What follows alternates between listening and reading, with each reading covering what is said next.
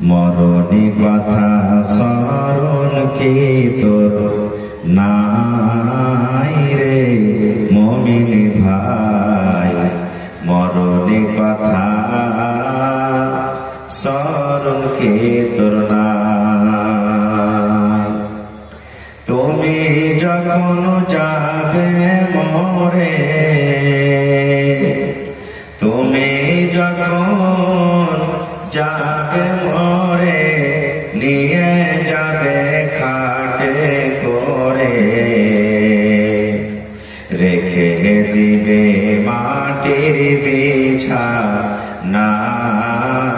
রে মুমিন ভাই, মরণে কথা স্মরণ কি তোর নাই। মরণে কথা মনে কি তোর নাই রে মুমিন ভাই, মরণে কথা মনে কি তোর নাই। মাল ধন পয়সা করে,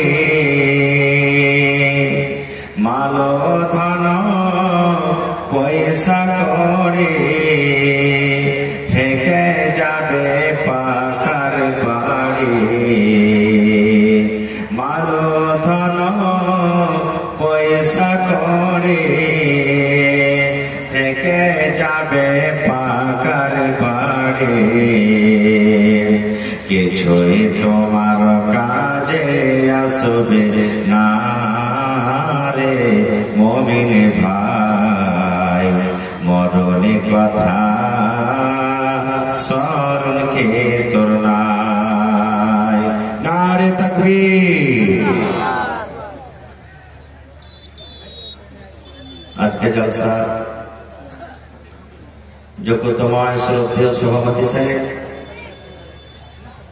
উপস্থিত ওলামায়ে কেরাম, জ্ঞান পিপাসু ছাত্রবৃন্দ,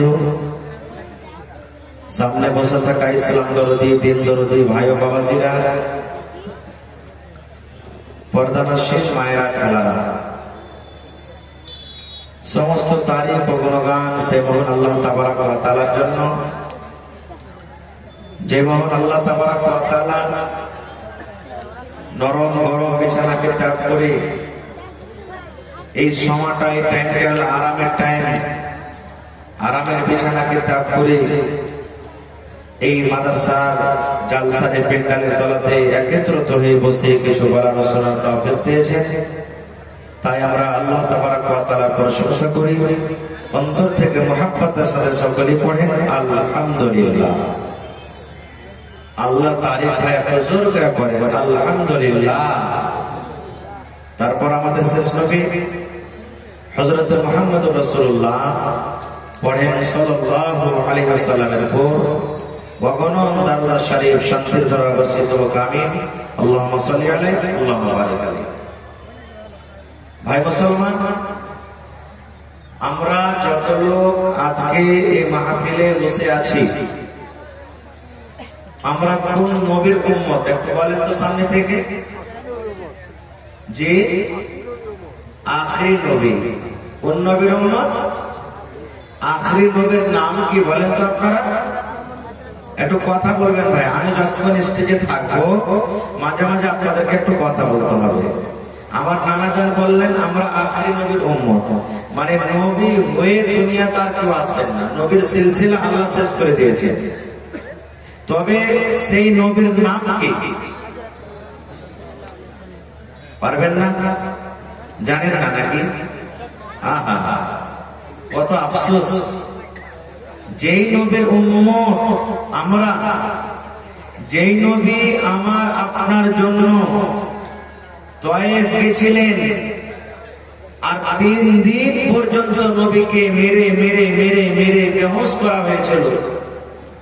মাথার চানি থেকে নিয়ে পায়ের থেলা পর্যন্ত কোন এমন একটা জায়গা ছিল না যে জায়গাতে পাথর আঘাত নবীকে করা হয়। এত কষ্ট, এত মায়ের খাওয়ার পর জিবরিল আমিন নবীকে বলছেন, ইয়া রাসূলুল্লাহ, আপনাকে যে আপনার উম্মতেরা এত কষ্ট দিয়েছে, এত মেরেছে, এত লহুলাহান করে দিয়েছে, আপনি খালি একটু হুকুম দেন, আদেশ করেন, এরাকে পাহাড় চাপিয়ে শেষ করে দেবেন। নবী কি বলেছেন জানেন? হে জিবরিল, আমি এরকম দোয়া করতে পারবো না। এরাকে যদি তুমি শেষ করে দেবে, যদি এরা দুনিয়াতে নাই থাকে, আমি নবী কার কানে কানে বলবো লা ইলাহা ইল্লাল্লাহ? কার কানে কানে বলবো আমি? না, এরা নাদান, এরা অবুঝ, এরা আমাকে জানে না, বুঝে না, এরা নাদান। হইতে পারে এদের যেগুলো সন্তান ছেলে মেয়ে আমাকে মানবে, ওরা মানবে। আর সেই নবীর নাম আজকে আমার আপনার মনে নেই, জানা নেই।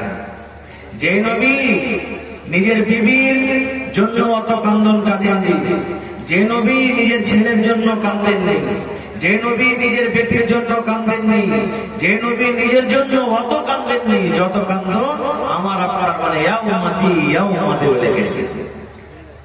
যে নবী পুলসিরাতের মাঠে, পুলসিরাত পার করতে হবে, তলে জাহান্নাম, উপরে হলো পুলসিরাত, মাথার চুল যে আছে এর থেকেও একবারে পাতলা রাস্তা, আর প্লেট চাকু দেখেছি একবারে প্লেট পাতিপুর যা আছে ওর থেকেও ধারিদা, সুবহানাল্লাহ, রাস্তাটা হবে। ওই রাস্তাতে আমার আপনার নবী বলবেন আল্লাহুম্মা সাল্লি ইয়া উম্মতি ইয়া উম্মতি, আল্লাহ তুমি আমার উম্মতকে তুমি সহি সালামতে আজকে পুলসিরাত পার করাইয়া দাও। যারা পুলসিরাত পার করবে জান্নাতে চলে যাবে, যারা পার করতে না পারবে কেটে কেটে কেটে তলে জাহান্নামে পড়ে যাবে। সেই নবী ওখানে আমাকে আপনাকে ভুলবে না। আর আজকে তার উম্মত সেই নবীর নাম পর্যন্ত আমরা জানি না। কেমন উম্মত যে ভাই, কি জবাবটা দিব কিয়ামতের দিন? নবীর কথা মানা দূরের কথা, নবীর নামটা যদি আমরা না জানি, আমাদের থেকে কপাল পোড়া হতভাগা মানুষ দুনিয়াতে আর কি আছে? আমার আপনার নবীর নাম হলো নবী মুহাম্মদ সাল্লাল্লাহু আলাইহি ওয়াসাল্লাম শিখালেন। আমার আপনার নবীর নাম হলো কি? নবী মুহাম্মদ সাল্লাল্লাহু আলাইহি ওয়াসাল্লাম শিখালেন। জীবন পর্যন্ত এই সওয়ালটা আপনার মরা পর্যন্ত কবরে কাম দেবে। কেমন করে যে বলে না, জি কবরে কেউ কাম দিবে না। আল্লাহ রাসূল বলেছেন, আমি আপনি যখন মরে যাব, মাইয়াতকে যখন কবরে রাখা হয়, মাটির কাফন দাফন শেষে দুজন ফেরেশতা কবরের ভিতরে চলে আসে, ওকে উঠিয়ে বসা, আর বসার পর তিনটা প্রশ্ন করা হয় কবরে। কয়টা প্রশ্ন? কথা বলেন, কয়টা প্রশ্ন? তিনটে। তার মধ্যে কি প্রশ্ন করা হয় জানেন? এই আব্দুল্লাহ, আব্দুর রহমান, খালেদা, জায়েদা, সাফিয়া, নামাজ পড়েছিলে? এটা বলা হবে না। রোজা করেছো? এটা বলা হবে না। যাকাত দিয়েছো? এটা বলা হবে না। হজ করেছো? এটা বলা হবে না। জিনা বিচার করেছো? এটা বলা হবে না। মদ পান করেছো? এটা বলা হবে না। এক অপরকে গালিগালাজ করেছো? এটা বলা হবে না। তিনটা প্রশ্ন হবে। তারপর একটা প্রশ্ন হবে কি? তিনটা প্রশ্নের কথা বলবো, একটাই, এটা হলো আযাব বিষয়। যদি কোনদিন আল্লাহ হায়াতে তার ব্যাপারে বলবো, তিনটার মধ্যে একটা জিজ্ঞাসা করবে ফেরেশতা যে তোমার নবীর নাম কি? তোমার নবী কি? তোমার নবীর নাম কি? আমি যে আপনাদেরকে জিজ্ঞাসা করলাম আমাদের শেষ নবীর নাম কি, আপনারা চুপচাপ বসে থেকে গেলেন। এখানে আপনাকে কেউ শাস্তি দেবে না, কেউ গালি দেবে না, কেউ মারবে না, কেউ বকাঝকা করবে না। কিন্তু কবরে যখন ওখানে না মা যাবে না, বাপ যাবে না, ছেলে যাবে না, মেয়ে যাবে না, বেটা যাবে না, বেটি যাবে, কেউ যাবে না। আর ওই ফেরেশতা এসে সওয়াল করবে যে তোমার নবীর নাম কি? আর ওই সময়টা যদি এরকম চুপচাপ করে বসে থাকে, কোনো উত্তর না দেয়, তাহলে ওখানে কিন্তু বসবে না। একবার চালু হয়ে যাবে, আযাব শুরু হয়ে যাবে কবরের ভিতরে। তো ভাই রে, আমরা শেষ নবীর উম্মত, নবীর নাম তো আমাদেরকে জানতে হবে। আমরা জানছি কি অমুক ফিল্মের হিরো কে রে, অমুক ফিল্মের গান গাইছে, ওই গায়কের নাম কি?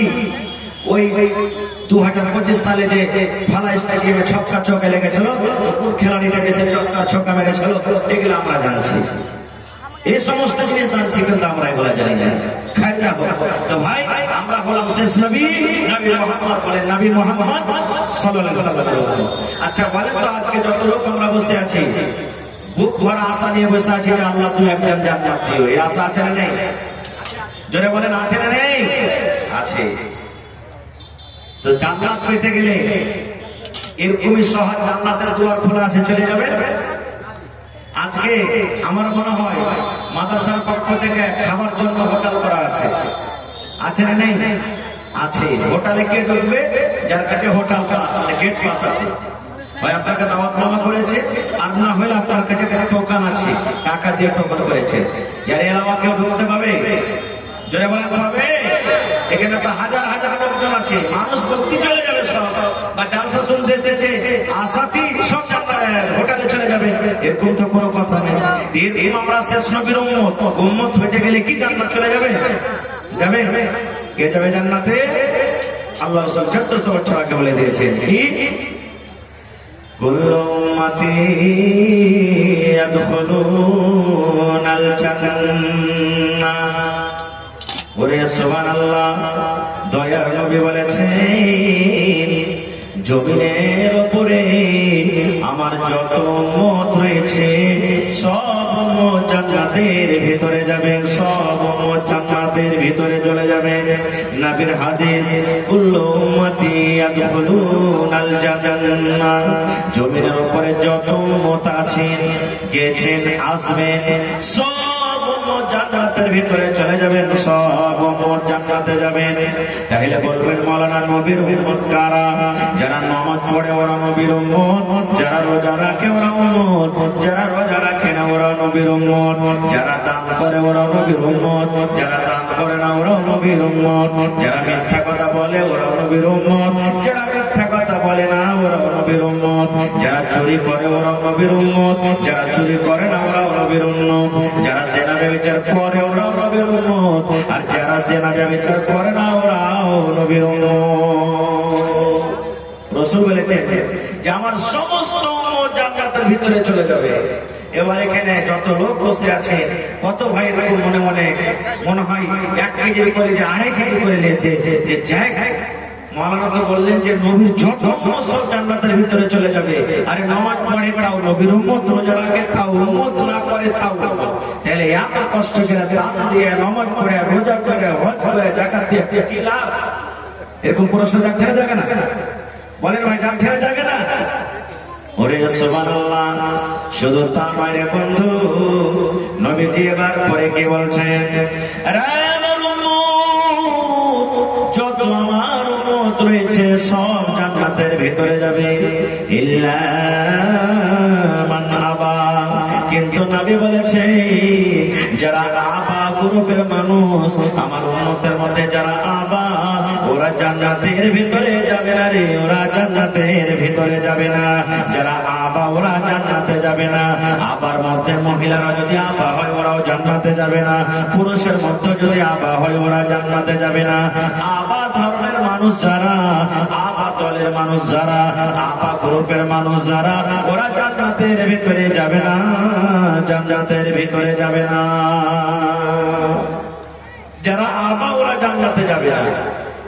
আপনারা মনে মনে হয়তো এই প্রশ্ন করছেন যে আবাকে, আবার কোন মানুষকে আল্লাহকে বলা হয়েছে, আবার কোন দলের মানুষকে বলা হয়েছে? এরকম প্রশ্ন জাগে না যে হাজি মাওলানা আবার তো আমরা বুঝি না, আবার কাকে বলে? সাহাবায়ে কেরামের সামনে নবী যখন এই কথাটা বললেন, আমার সমস্ত উম্মত জান্নাতের ভিতরে চলে যাবে, কিন্তু যারা আবা ওরা জান্নাতের ভিতরে যাবে না। সাহাবায়ে কেরামের মধ্যে একজন প্রশ্ন করে দিলেন, ইয়া রাসূলুল্লাহ, নবী গো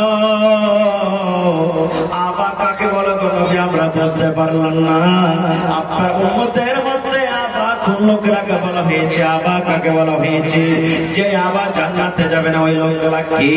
ওই লোকগুলা কি? ওই মানুষরা কি হবে? কোন জামাতের মানুষ হবে ওরা? একটু দয়া করে বলেন তো। দয়ার নবী বলেছেন, সাহাবীরে এ আমার উম্মতের দল তোমরা শুনে নাও, মান আতানি দাখালাল জান্নাহ ওয়া মান আসানি ফাকাদ আবা। যে আমার অনুসরণ করবে, যে আমার কথা মতন চলবে, যে আমার কথা মতন চলবে, যে আমার কথা মতন কিনবে, যে আমার কথা মতন ইবাদত করবে, যে আমার কথা মতন জীবন যাপন করবে, ওরা হলো আমার উম্মত, ওরা জান্নাতে যাবে রে। ও আমার আসানি ফাকাদ আবা, আর যে নিজের মন মতন জীবন কাটবে, নিজের মন মতন চলবে, নিজের মন মতন জীবন যাপন করবে, এরা আমার মতন চলবে না। যেই পথে আমি নবী চলতে বলেছি সেই পথে চলবে না। আল্লাহ রাসূল বলেছেন এরা আমার উম্মত নয় রে, এরা হলো আবা, এরা হলো আবা, এরা আবা গ্রুপের মানুষ, আবা দলের মানুষ, এরা জান্নাতের ভিতরে যাবে না। নারে তাকবীর। তাহলে দুটা এখানে পয়েন্ট আমরা শিখলাম। জান্নাত যেতে গেলে কার ইত্তেবা করতে হবে? জান্নাত যেতে গেলে কার ইত্তেবা করতে হবে? নবী মুহাম্মদ সাল্লাল্লাহু আলাইহি ওয়াসাল্লাম। নবী মুহাম্মদ সাল্লাল্লাহু আলাইহি ওয়াসাল্লাম। এই চাय वाले भाई आप बाहर बिछिए जाइए, बाहर बिछिए चाय। ভাই আমার, আল্লাহ রাসূল সাল্লাল্লাহু আলাইহি ওয়াসাল্লামের ইত্তেবা করতে হবে। যে ইত্তেবা করবে না ওরা জান্নাতের ভিতরে যাবে না। আর কাকে চলে আমার আপনার ঈমান কেমন? সাহাবায়ে কেরামের ঈমান কেমন ছিল? সাহাবায়ে কেরাম কিভাবে নবীর সাথে মহব্বত ভালোবাসা করত, আর আমি আপনি কিভাবে নবীর সাথে মহব্বত ভালোবাসা করছি? ইসলামের প্রথম যুদ্ধ, ইসলামের প্রথম লড়াই, একটা লোক বলেন তো কি ছিল? কেউ জানেন না? গাজওয়ে বাদর। গাজওয়ে বাদর ইসলামের প্রথম যুদ্ধ। মুসলমান 313, আর এদিকে বেঈমান মুশরিক 1000। লড়াই চালু হবে, মুসলমানের সাফ, মুসলমানের কাতার আলাদা দিকে। আমার মতন আপনার মতন তখন ছিল না, আবে ধর যা হবে তো হবে, দেখা যাবে না। ওরা নিয়ম কায়দায় লড়াই করতে। শুনেন মুসলমান নবীর সাথে কেমন মহব্বত করতেন। দুটা বাচ্চার কথা বলছে ভাই, মাইক में थोड़ा आवाज दीजिएगा। দুটা বাচ্চার কথা বলছি। আব্দুর রহমান বিন আওফ রাদিয়াল্লাহু তাআলা একজন যোদ্ধা মানুষ, বলছেন আমি কাতারে সব থেকে আগে আছি। যারা শক্তিশালী মানুষ ওরা আগে থেকে লাইনে থাকবে না পিছন দিকে থাকবে? জোরে বলে, আরো জোরে বলে। আর এখানকার যারা শক্তিশালী মানুষ, যাদের কাছে পাওয়ার আছে ওরা পিছিয়ে থাকবে, আর যারা লাঠিলে ওরা কিন্তু আগে যাবে নাকি? এরকম হয়েছে না? হ্যাঁ, আব্দুর রহমান বিন আওফ রাদিয়াল্লাহু তাআলা বলছেন খলিফা মানুষ আগা দিকে আগা কাতারে আছে। তো খলিফার পান্ডরে যদি খলিফা খাড়া হয় লড়াই করতে, তো ওর সাহস হবে না পান্ডর গলা খাড়া হলে সাহস হবে? কথা বলেন ভাই। আপনারা 5-7 বাটা আছে, বাপ আগে দিকে খাড়ে হয়েছে, ওর হাটটা হাটটা দুটা একবারে জোয়ান জোয়ান বেটা পান্ডরে খাড়ে হয়েছে। বাপের কলিজা উঁচা হবে কি হবে না? আগে আমাকে মার দেয়, দেখ চিড়ে দিবে তোরাকে। আর যদি ওই জায়গাতে ওই 5-7 বছরকার বুধাটা এসে খাড় হয়, বাপের হিম্মত হবে? উল্টা বেটাকে গালি দেবে, সালার বেটা সালাহার করে তোর মনে নাই। আব্দুর রহমান বিন আওফ বলছেন আমি লাইনে দাঁড় হয়েছি, আর দুটা বাচ্চা, একটা কাহিনী দিকে আর একটাকে মা দিকে, ছোট ছোট বাচ্চা, এই ধরেন যে 12-14-15 বছর এই ধরনের বাচ্চা, ওরা কিন্তু খাড়িয়ে আছে, ऐसा খাড়িয়ে গেছে। আব্দুর রহমান বিন আওফ বলছেন আল্লাহ জি কি হলো রব্বুল আলামিন, আমি ভাবছিলাম বেঈমানের দল, বেঈমানের সংখ্যা বেশি আছে। আজকে যদি আমার পাঞ্জরি দুজন হাঁটা যুবক যদি দাঁড়াতো আমার কত ভালো হতো, আমি শক্তি পাইতাম। দুটা বাচ্চা আমার কি হেল্প করবে, দুটা বাচ্চা আমার কি মদত করবে। আব্দুর রহমান বিন আওফ বলছেন আমি মনে মনে কথা বলছি, আর আমার ডান দিকে যে বাচ্চা ছেলেটা দাঁড় হয়ে আছে আমার কান পর্যন্ত কিন্তু আসে না। আমার কানে কানে ছেলেটা কিছু কথা বলবে, ছেলেটা এত ছোট আমার কানে কথা বলবে, তা আমার কান পর্যন্ত সেই মুখ আসতে পারে না। এবার আমার জামা ধরে বলছেন আইনা আবু জাহাল, চাচা গো তুমি একটু তোমার কানটা ছোট করে দাও, তুমি একটু ছেপড়ে যাও, একটু নামতে হও। এবার আব্দুর রহমান বিন আওফ বলছেন আমি একটু কায়েত হয়ে গেলাম। যখন কায়েত হয়েছি, এবার ছেলেটা ছোট করে আস্তে আস্তে করে কানে কানে বলছে এ চাচা আইনা আবু জাহাল, চাচা আবু জাহাল কোনটা, আবু জাহাল কই, চাচা আবু জাহাল কই, চাচা আবু জাহাল কই। আবু জাহালকে জানেন 1000 যে মুশরিক আছে, 1000 ওদের যে সংখ্যা আছে, 1000 মধ্যে সব থেকে মেন মানুষ হলো আবু জাহাল। নবীর সব থেকে বড় দুশমন আবু জাহাল। আবু জাহাল নবীকে যত কষ্ট দিয়েছে মক্কার কোন মানুষ কষ্ট দেয়নি। এবার বাচ্চা ছেলে যেমন বলা চাচা আবু জাহাল কোনটা। এবার আব্দুর রহমান বিন আওফ বলছেন ভাতিজা রে কেন তুই আবু জাহাল নাম জাহালকে নিয়ে তুই কি করবি? আবু জাহালের সাথে তোর কি দরকার আছে? এবার বাচ্চা ছেলে বলছেন, চাচা গো, আবু জাহালকে আমি চোখে দেখিনি, আবু জাহালটা কেমন কেমন দেখা যায়, কিন্তু চাচা মায়ের মুখে শুনেছি আবু জাহাল নাকি আমার নবীকে খুব গালি দেয়, কষ্ট দেয়, আমার নবীকে গালি দেয়, আমার নবীর সব থেকে বড় দুশমন হলো আবু জাহাল। চাচা গো, যদি আপনি আবু জাহালকে আমাকে দেখে দিন, আমি আবু জাহালকে মেরে দিব, কিংবা আমি তার হাতে আমি শহীদ হয়ে যাব। বাচ্চা ছেলে বলছেন, চাচা খালি দেখেছেন আপনি, হয় ওকে মারবো না হলে রাতে আমি মরে যাবো, শহীদ হয়ে যাবো। এই কথাটাই আর বলা হয়নি। বাম দিকে যার একটা ছোট বাচ্চা, ও আর ফিরন্দাটা আছে, এই চাচা আপনি নিচে হোক, মানে ও কিছু বলবে ওকে কানে কানে। বাম দিকের ছেলেটা তখন বলছে, আমি চাচা আইনা আবু জাহাল কোনটা? ও বলছে যে কথা। আব্দুর রহমান বিন আওফ বলছেন, আরে আল্লাহর বান্দা, কি দরকার রয়েছে তোমাদের আবু জাহালের সাথে? কি কথা তুমি বলতে চাও বলো তো? এবার বাচ্চা ছেলে বলছেন, চাচা গো, মায়ের মুখে আমি শুনেছি গো চাচা, এরা কিন্তু দু ভাই, এরা বাচ্চা দুটা নিজের দু ভাই। বলছে আমি মায়ের মুখে শুনেছি আবু জাহাল নাকি আমার নবীর সব থেকে বড় দুশমন, আবু জাহাল আমার নবীকে কষ্ট দেয়, আবু জাহাল আমার নবীকে মারে, আবু জাহাল আমার নবীকে গালি দেয়, আবু জাহাল আমার নবীর সাথে দুশ্মনী করে। মা বলেছে যে নবীকে গালি দেয় তার সাথে আমরা দুশ্মনী করি, যে নবীকে ভালোবাসে না তাকে আমরাও ভালোবাসি না। শুধু একবার আপনি আবু জাহালকে দেখিয়ে দেন, এই যে আমার হাতে ছোড়া আছে, এই যে হাতে আমার হাতে ছোড়া আছে, চাকু আছে, আমি এই চাকুটা তাকে মেরে দেব, কিংবা তার হাতে আমি শহীদ হয়ে যাব। এই কথাটা তো বাচ্চার মুখ থেকে যখন শোনাম, আব্দুর রহমান বিন আওফ বলছেন, আল্লাহ রে, এই বাচ্চার কথাটা শুনে আমার মনটা কিন্তু খুশি হয়ে গেল, আমার শরীরের মধ্যে শক্তি এলো। আরে যাকে আমি বাচ্চা মনে করছিলাম, যাকে আমরা ছেলে মনে করছিলাম, এই বাচ্চা দুটাই এত বড় কথা, এত বড় সাহস। ওরে আল্লাহ, আমি মনে মনে ভাবা চিন্তা করতে আছি, এর মধ্যে দেখছি আবু জাহাল একটা চিৎকাবরা ঘোড়াতে চড়ে নিজের ফৌজকে কিন্তু ট্রেনিং দিচ্ছে, কেমন করে লড়াই করতে হবে, কেমন করে যুদ্ধ করতে হবে। একটা চিৎকাবরা ঘোড়াতে ফৌজের এক মাথা থেকে অন্য মাথা পর্যন্ত আসা যাওয়া করছে। এবার আব্দুর রহমান বিন আওফ বলছি, আমি যখন আবু জাহালকে দেখলাম, আমার চোখের সামনে আবু জাহাল নিজের ফৌজকে ট্রেনিং দিচ্ছি। এবার ভাতিজা দুটাকে বলছে, বাচ্চা দুটাকে বলছি, এরে ভাতিজারা, যার কথা সে তোমরা আজকে এসেছো, যার কথা শুনে তোমার মা তোমাদেরকে বলছে, যার হাতে তোমরা জান চেপে দিয়েছো, মারো কিংবা মরে যাবো রে। এই যে সব থেকে বড় দুশমন আজকে আবু জাহাল, দেখো ওই চিৎকাওরা ঘোড়াতে এসে চড়ে এই লানের কাতারের একদিক থেকে অন্যদিকে চলে যায়। আব্দুর রহমান বিন আওফ বলছেন, আমি শুধু মুখে বলতে আছি, ওই চিৎকাওরা ঘোড়াতে আবু জাহাল সওয়ার হয়ে আছে, যেমন বাঘ কিংবা চিল মুরগির ছাকে যেমন লাফিয়ে উঠে নাই, ওই বাচ্চা দুটার কথা শোনা মাত্র এমন করে বাঘের মতো, চিলের মতো এমন করে ছেপেছে। ওরে সুবহানাল্লাহ, একই সাথে আবু জাহালের উপরে দুই ভাই ছড়া মেরে দিয়েছে, আর যেমন মেরে দেওয়া সঙ্গে সঙ্গে আবু জাহাল ঘোড়ার উপর থেকে পড়ে গেছে, আর যেমন আবু জাহাল ঘোড়ার উপর থেকে পড়ে গেল, ওরে আল্লাহ, ফৌজ তার হাম হয়ে গেল। নারে তাকবীর!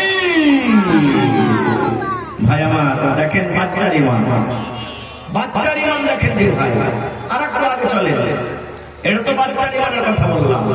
আর একটা লড়াই হয়েছিল, আমার ওলামায়ে কেরাম জানছেন, সহিহ বুখারী শরীফের হাদিস, গাজওয়ায়ে খান্দক, খান্দকের লড়াই। মুসলমানের কাছে হাল হাতিয়ার ছিল না যে মুশরিকের সাথে লড়াই করবে, যুদ্ধ করবে। সাহাবায়ে কেরামকে নিয়ে নবীজি এক রাতে বসে গেলেন, ভাবো মক্কা থেকে শুনলাম অনেক ফৌজ মদিনাতে লড়াই করতে আসছে, আর আমাদের কাছে ভালো কোনো সামান হাতিয়ার নাই যে তাদের মোকাবিলা করবো, কি করতে হবে? সালমান ফারসি রাদিয়াল্লাহু তাআলা একটা সাহাবী বলেন, হুজুর মদিনার গোল করে চারিদিকে আমরা গর্ত করবো, খাল করে দেব, যাতে উপর থেকে ঢুকে পারে না আসতে পারে। এই জামানাতে চলবে এরকম, আপনি খাল কাটতে থাকেন, উপর থেকে মেরে দিল, আপনাকে উপর থেকে মেরে দিলে, সামনে থেকে আপনাকে মেরে দিলে। ওই জামানাতে এগুলো ছিল না, বলছে একটা গর্ত করে দেবো, খাল করে দেবো। ভাই আমার লম্বা হাতে ছোট করে বলছি, এবার গর্ত করতে শুরু হয়ে গেল।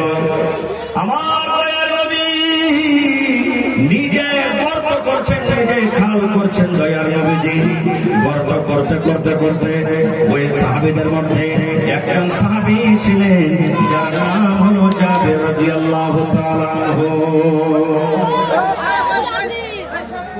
খারাপ হয়েছেন ভাই? ও তো আপনাকে দেখার জন্য স্টেজে আসলি, অত দূর থেকে আপনাকে দেখার জন্য এখানে এসেছে আর স্টেজে আসলে আপনারা থেকে উঠাকটা কেন করছেন বলেন? এটা তিনি মজলিসের খেলা। আপনারা বসে যান, আপনারা বসে যান। ওরে মুসলমান তোরা হারিস নাই মান, ওরে মুসলমান তোরা হারিস নাই মান। নামাজে পড়ো রোজা রাখো আর পড়ো কুরআন, ওরে মুসলমান তোরা হারিস নাই মান। যদি করো নামাজ রোজা থাকবে না তোর পাপের বোঝা, যদি করো নামাজ রোজা থাকবে না তোর পাপের বোঝা। পুলসে রাত পার করিবে, পুলসে রাত পার করিবে খোদা রব্বে জাহান, ওরে মুসলমান তোরা হারিস নাই মান। কি করে কে আমল বলি একাই আলি একাই যাবে, কি করে কে আমল বলি একাই আলি একাই যাবে। ভালো আমল যদি করে গেলি হবে তোর কল্যাণ, ওরে মুসলমান তোরা হারিস নাই মান। নারে তাকবীর। ভাই মুসলমান, বড় করতে শুরু হয়ে গেল, খাল করতে শুরু হয়ে গেল। সুবহানাল্লাহ। জাবের রাদিয়াল্লাহু তাআলা আনহুর একটা ওই ঘটনা এসেছে, ওই গর্তের মাঝখানে ওই খাল করতে গিয়ে গর্ত করতে গিয়ে একজন সাহাবী জাবের রাদিয়াল্লাহু তাআলা আনহু তার পানিতে তার সামনে একটা বড় ধরনের পাথর পড়ে গেছে, বড় ধরনের পাথর, হাতে কোদাল। সুবহানাল্লাহ। এবার গর্ত করতে করতে খাল করতে করতে সামনে পাথর পড়ে গেল, পাথর ভাঙতে পারে না কিন্তু হটাতে পারে না। জাবের রাদিয়াল্লাহু তাআলা আনহু পাথর কিন্তু হটাতে পারে না, ভাঙতে পারে না। এবার জাবের রাদিয়াল্লাহু তাআলা আনহু আস্তে আস্তে করে দয়ার নবীর কাছে চলে গেলেন। আল্লাহ রাসূলকে বললেন, ইয়া রাসূলুল্লাহ, আল্লাহ নবী গো, আমি জাবের, আমার যেটা পাহি আছে, আমার পাহিতে আমার সামনে একটা বড় ধরনের পাথর পড়ে গেছে গো নবীজি, খুব বড় ধরনের একটা পাথর পড়েছে। আমি পাথরকে ভাঙতে পারি না, আমি পাথরটাকে সরাইতে পারি না। যদি আপনি একটু যায় দেখতেন তাহলে কিন্তু খুব ভালো হতো। এবার নবীজি আমার চলে গেলেন, যাওয়ার পর বলছেন, যাবেন তোমার পাহিতে কোন জায়গাতে পাথর আছে? তোমার পাহিতে কোন জায়গাতে পাথর, যে পাথর তুমি হটাতে পারো না কিন্তু ভাঙতে পারো না। এবার জাবের রাদিয়াল্লাহু তাআলা আনহু নবীকে দেখালেন, নবী গো, এই দেখেন এইটা আমার পাহি, এই জায়গাতে দেখেন এই পাথর আমি হটাতে পারি না, এই পাথর আমার দ্বারাতে হটার ক্ষমতা হলো না। নবী বলছেন, যাবেন তুমি কোদালটা আমাকে দিয়ে দাও, তোমার কোদাল আমাকে দিয়ে দাও। এবার নবীজির কোদালটাকে হাতে নিলেন, কোদালটা হাতে নেওয়ার পর আমার নওজওয়ান ভাইরা আমার খেলার শুনেন, বিসমিল্লাহ বলে নবীজি যেমন পাথরের উপরে কোদালি মারলেন, বিসমিল্লাহ বলে যেমন আঘাত করলেন, ওরে আল্লাহ, যেমন আটা থাকে, যেমন ছাতু হয়, বালু যেমন হয়, নবী যেমন বিসমিল্লাহ বলে পাথরে আঘাত করলেন, সঙ্গে সঙ্গে কিন্তু পাথর ভেঙে চুকনা চার হয়ে গেল, পিছে ছাতু ছাতু হয়ে গেল, যেমন পাথর ভেঙে গেল। এবার জাবের রাদিয়াল্লাহু তাআলা আনহু নিজের জামাটাকে উঠিয়ে নবীকে দিয়ে দেখাচ্ছেন, ইয়া রাসূলুল্লাহ, আমি জাবের কেন পাথর হটাতে পারলাম না, নবী গো আপনি জানেন? বলছে, না জানি না। এবারে জাবের নিজের জামাটাকে তুলে বলছেন, হুজুর, কয়েকদিন থেকে আমি খেতে পাইনি, আমার বাড়িতে খানা নাই, আমার বাড়িতে দানা নাই, আমার বাড়িতে পানি নাই নবী গো, কিন্তু আমি গর্ত করছি, কোদালি চালাচ্ছি, আমি কয়েকদিন থেকে আমার পেটে দানা নাই।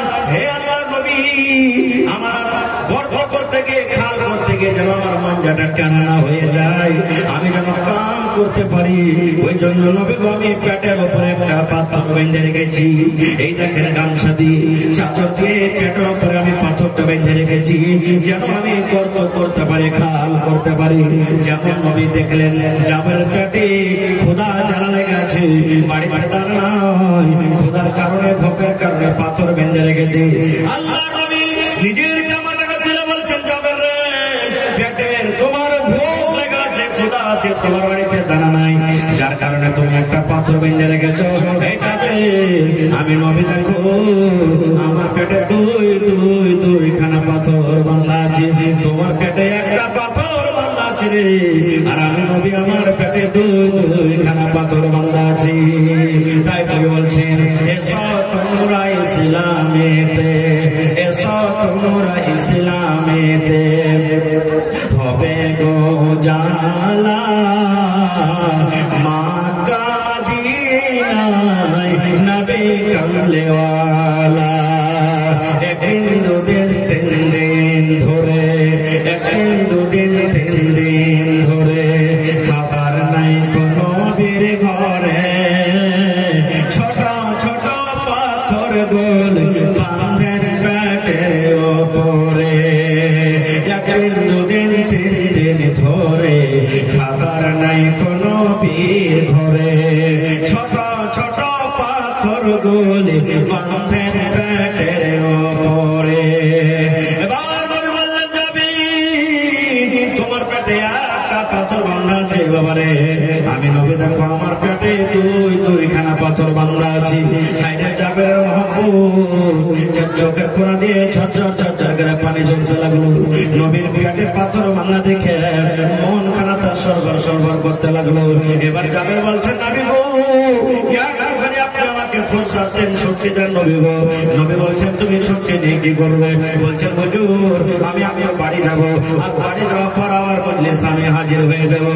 জাবের বাড়ি চলে গেলেন। সাহিহ বুখারী শরীফের হাদিস বন্ধুরে কোনো গল্প কিসসা কাহিনী নয়। জাবের দৌড়াতে বাড়িতে চলে গেলেন। ভালোবাসা বিবিকে বলছেন, বিবি একটা তোমাকে কথা বলবো রে বিবি, তুমি তাড়াতাড়ি করে উত্তরটা দিয়ে দাও। বলছে, কে স্বামী গো? বলছে, বিবি আজকে আমি নবীকে যে অবস্থাতে দেখেছি, নবীর পেটের উপরে ভোকের জ্বালাতে খোদার জ্বালাতে দুটা পাথর বাঁধা আছে। বিবিরি নবীর পেটে খাবার নাই, নবীর পেটে দানা নাই, পানি নাই। তাই নবীকে খাবার বলে বাড়িতে যদি কিছু খাবার থাকে, খানা থাকে, খাজর থাকে, সাধু থাকে, বিবি তুমি বলো কি আছে বাড়িতে? এবারে বিবি বলছেন, স্বামী গো বাড়িতে ওরকম কিছু খাবার নাই, মাত্র একটা বকরির বাচ্চা আছে, আর একসা মানে 2.5 কিলো কিংবা 3 কিলো মতন যাও কিংবা যাওয়ের আটা আছে। এই বাড়িতে আর কিছু নাই, শুধু একটা বকরির বাচ্চা, আর বাড়িতে 2.5 কেজি কিংবা 3 কেজি মতো আটা আছে। এই ছাড়া আমার বাড়িতে কিন্তু আর কিছু নাই। আমাকে দিয়ে হাওয়া খেয়ে শুয়েছে। তো ভাই আমার বলার কিছু ইচ্ছে ছিল যে কিছু বলবো, কিন্তু মেহমানের খাস স্টেজে সবাই হাজির হয়ে গেছে। আর আমার হাতে একটা পারফার থামা হয়েছে। মন ভরা আশা ছিল যে কোন সময় 1.5 ঘন্টা আপনাকে কিছু শোনাবো। তা হ্যাঁ, বাকি মোলাকাত বাকি ভাইরে, মুহাব্বতে রাসূল অর্থাৎ আমরা শেষ নবীর উম্মত, কোন কাম করতে গেলে আল্লাহ তাবারক ওয়া তাআলা আমাদেরকে জান্নাত দিবেন, এই বিষয় নিয়ে আমি আলোচনা করছিলাম। তো ভাই আজকে আমরা শেষ নবীর উম্মত, শেষ নবীর উম্মত হই আমরা কতক্ষণ পর্যন্ত শেষ নবীর ব্যাপারে আমরা জানতে পারবো না, মুহাব্বত ভালোবাসা ওদেরকে করতে পারবো না, যতক্ষণ আমরা মাদ্রাসাকে ভালোবাসবো, কোরআনকে ভালোবাসবো। কারণ মাদ্রাসা আমাদের জন্য একটা আল্লাহর দেওয়া এমন বড় নিয়ামত, যে মাদ্রাসাতে নবীর তালিম হয়, যে মাদ্রাসাতে কোরআনের তালিম হয়, যে মাদ্রাসাতে আল্লাহকে চেনা যায়, যে মাদ্রাসাতে নবীকে চেনা যায়, যে মাদ্রাসাতে নামাজ চেনা যায়, শেখা যায়, যে মাদ্রাসাতে এক মানুষ আরেক মানুষের সাথে কিভাবে চলাফেরা করবে, উঠা বসা করবে, এক মানুষের আরেক মানুষের হক কি, মিয়া মিয়ার হক কি, মুসলমান মুসলমানের হক কি, মুসলমান গায়ের মুসলমানের হক কি, বড় ছোটর হক কি, মা বাবার হক কি, সমস্ত জিনিস মাদ্রাসা থেকে শেখা যায়। না যায় না? যেটা বলেন যায় কি যায় না? যাই। এই জন্য মাদ্রাসা আমাদেরকে চালাইতে হবে। আর মাদ্রাসা জানছেন বিনা টাকাতে চলবে না। আজকে পিন্ডালের ভেতরে রাত কত ঝকঝক করে আপনারা দেখতে পেয়েছেন, জোনাকি আছে, আলো হয়েছে, কেনে জার্নিটার চলছে, জার্নিটার চলছে। আর আপনারা জানছেন জার্নিটার বিনা তেলে চলছে না, তেলে জোরে বলেন তেলে তেল না থাকলে জার্নিটার বন্ধ, জার্নিটার বন্ধ হলে গোটা পিন্ডাল অন্ধকার হয়ে যাবে। হবে না? হবে না? মাদ্রাসা হলো আপনার কি জার্নিটার একটা, মাদ্রাসা হলো পাওয়ার হাউস জার্নিটার। আর সেই জার্নিটারে আপনি তেল না দিতে গেলে যেমন জার্নিটার বন্ধ হয়ে যায়, এই মতো মাদ্রাসা চালাতে গেলে আপনাকে টাকার দরকার আছে। বিনা টাকাতে বিনা খরচে চলবে না, চলবে চলবে না। সরকারি কোন সহযোগিতা, সরকারি কোন সাহায্য আশা রাখো আপনারা হলেন কোন সরকার, আপনাদের দেওয়া টাকাতে এই মাদ্রাসা চলছে। ভাই আমার, তাহলে আজকে দেখি কোন আমার ভালোবাসা বন্ধু আছেন, কোন আমার মা আছেন, খালা আছেন, দাদি আছেন, নানি আছেন, আমার এই মার্কিয়া হাকিমতলাতে যে মাদ্রাসার জন্য এক ইসমিল কিংবা এক কাঠা জমি কেউ দান করতে পারবেন? নবীর মহব্বত ভালোবাসা থাকি মেলায় জায়গাতে জমি পাওয়া গেছে, রোডের কান্দার জমি হোক, বাজারের জমি হোক, কোন মাঠে ময়দানের জমি হোক, কিংবা দেখি কোন আল্লাহর বান্দা আছে জমি যদি না থাকে 50,000 টাকা একটা লোক দেনেওয়ালা কেউ আছে, 25,000 টাকা একটা লোককে দেনেওয়ালা আছে, 20,000 টাকা একটা লোককে দেনেওয়ালা আছে, 10,000 টাকা করে দেনেওয়ালা কেউ 5টা লোক আছে, 5টা লোক 5,000 করে কেউ দেনেওয়ালা আছে, এবং 50টা লোককে আমি দেখতে চাই 1,000, 2,000, 1,000, 2,000 এই করে করে 50টা লোককে আমি দেখতে চাই। তো এই দেখেন আমার হাতে সর্বপ্রথম আমার একজন ভাই 50-এর মধ্যে 1,000 টাকা একজন ভাই জমা করে দিয়েছেন, মাশাআল্লাহ। দেখি এই দেখেন আমার একজন নানা জান, মাশাআল্লাহ, এই দেখেন 1,100 টাকা জমা করে দিয়েছেন। ভাই তাহলে 2 কলম হয়ে গেল, 1000-এর কলম 2টা হয়ে গেল। দেখি 3 নম্বরে 1000 টাকা দেনেওয়ালা কি আছেন? ভাই ভাই রে, আজকে আমার আপনার টাকা পকেট থেকে যাচ্ছে, আমরা এটাই ভাবছি 5,000 টাকা ছিল 1,000 চলে গেল রে, 2,000 ছিল 1,000 চলে গেল। দেখেন সুবহানাল্লাহ, 4 নম্বর হয়ে গেল, মাশাআল্লাহ। এই দেখেন আমার একজন ভাই দিয়ে দিলেন আরো 5 নম্বর হয়ে গেল, 50-এ 5 নম্বর হাজির হয়ে গেছে, মাশাআল্লাহ। এই দেখেন এত বড় মাজমা, এত বড় মজলিস, আজকে এরা হলো আশিকে রাসূল, এরা হলো নবী মুহাম্মদ সাল্লাল্লাহু আলাইহি ওয়াসাল্লামের উম্মত। আজকে আল্লাহকে বলেন, আল্লাহ সত্য তোমার নবীর উম্মত, আল্লাহ তাআলা তোমার মাদ্রাসার জন্য, তোমার কোরআনের জন্য আজকে আমরা দান করছি, মাশাআল্লাহ। কি ভাই মুহাম্মাদের পাক সালাম করবেন না? এই গ্রামে বাড়ি নাকি? তো 1,000 দিয়ে দিয়েছেন ভাই, 5,000 করে গেল না? হ্যাঁ দিয়েছে, জোড়া লাগিয়ে দেন ভাই, 2 করা করলে দাম দিতে পারবেন না? সুবহানাল্লাহ। দেখেন 6 নম্বর কলম হয়ে গেল ভাই, 50-এ 6 বার বাঁচলো কত? 44 নিচে গেল। রব্বানা যালামনা আনফুসানা ওয়া ইন লাম তাগফির লানা ওয়া তারহামনা লানাকুনান্না মিনাল খাসিরিন।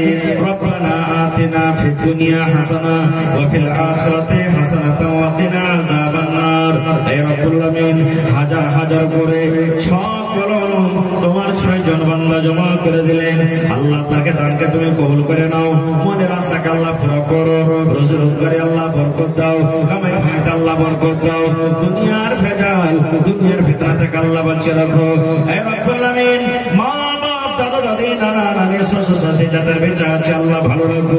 আর যারা কবরে চলে গেছেন, জানি আল্লাহ মাওলা কবরে তারা কি হালাতে আছে, আল্লাহ কবর একটা এমন দেশ, কবর একটা এমন দুনিয়া, কবর একটা এমন জায়গা, আজ পর্যন্ত কবর থেকে কোনো খবর এলো না। আল্লাহ মুমিন মুমিনা যারা কবরে চলে গেছেন তাদের কবরে তুমি জান্নাতের বিছানা দিয়ে দাও, আল্লাহ তাদের কবরকে তুমি নূর দিয়ে মনোয়ার করে দাও। আরো একটা ছোট ভাই 500 টাকা দান, এই দান কবুল করো তুমি।